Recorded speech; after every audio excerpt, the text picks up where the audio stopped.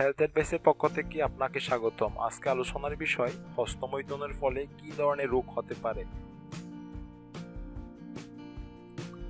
অতিরিক্ত হস্তমৈথুনের ফলে শক্তি হ্রাস সহ নানাবিধ শারীরিক সমস্যা হতে পারে, যেমন 1. শারীরিক ব্যথা এবং মাথা ঘোরা। 2. যৌনক্রিয়ার সাথে জড়িত স্নায়ুতন্ত্র দুর্বল করে দেয় অথবা ঠিকমতো কাজ না করার পরিস্থিতি সৃষ্টি করে। 3. শরীরের অন্য অঙ্গ যেমন হজম প্রক্রিয়া এবং প্রস্রাব প্রক্রিয়ার সমস্যা সৃষ্টি করে। 4. দৃষ্টিশক্তি দুর্বল করে দেয় এবং মাথা ব্যথা সৃষ্টি করে। 5. হৃদকম্পনে দ্রুততা আসে। 6.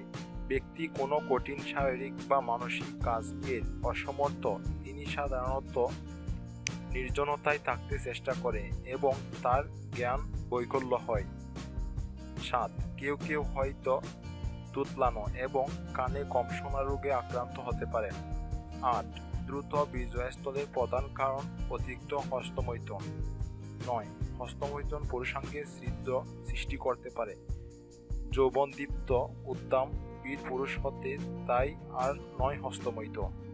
যদি বন্ধুরা ভিডিওটি ভালো লাগে তাহলে পরবর্তী ভিডিও পাওয়ার জন্য চ্যানেলটি সাবস্ক্রাইব করে রাখুন। ধন্যবাদ।